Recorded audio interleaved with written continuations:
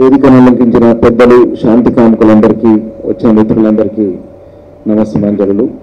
ఈరోజు ప్రపంచం మొత్తం మీద కూడా చూస్తుంటే ఈ ఆధిపత్య ధోరణి ఏదైతే ఉందో ఇది చాలా, ఇందాక పెద్దలు కూడా చాలా కూలంకషంగా వివరంగా చెప్పారు. ప్రపంచం మొత్తం కూడా ఒకటి మతం పేరు మీద, అంటే అది కనిపించకుండా ప్రధానంగా ఇప్పుడు కనిపించేది ఆర్థికంగా ఒక గుత్తాధిపత్యాన్ని సాధించుకునే దిశగా ఈ సామ్రాజ్యవాద దేశాలు ప్రయత్నిస్తున్నాయి. దానిలో భాగంగానే అటు ఆయుధాలు సప్లై చేసి యుద్ధవాదాన్ని ప్రేరేపిస్తున్నాయి, అటు పెట్రోల్ మీద ఆధిపత్యం కావచ్చు.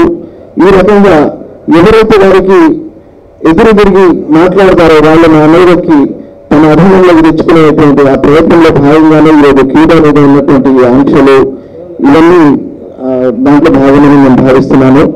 దీన్ని తీవ్రంగా వ్యతిరేకించాల్సిన అవసరం ఉన్నది. ప్రధానంగా ఇప్పుడు జరగాల్సిన ఉద్యమాలు కూడా ఈ శాంతి కానుక ఉద్యమాలు జరగాలి. ఈరోజు మన మధ్య ఈరోజు చిన్న గ్యాదరింగ్ రావచ్చు, కానీ ఇది చాలా అత్యంత అవసరమైనటువంటి గ్యాదరింగ్ ఇది. ఇటువంటి ఉద్యమాలు ఈరోజు ప్రపంచ వ్యాప్తంగా కూడా జరగాలి.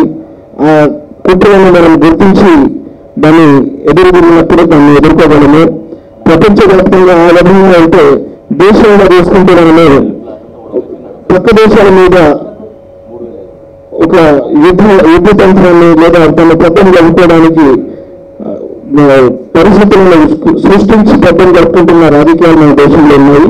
వాటన్నిటికీ జవాబు చెప్పాలంటే ఖచ్చితంగా మనమంతా ఐక్యంగా ఉద్యమించాల్సిందే.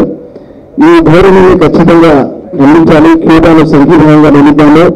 ప్రపంచ శాంతి వర్ధిల్లాలి, ప్రపంచ శాంతి వర్ధిల్లాలి. Thank you.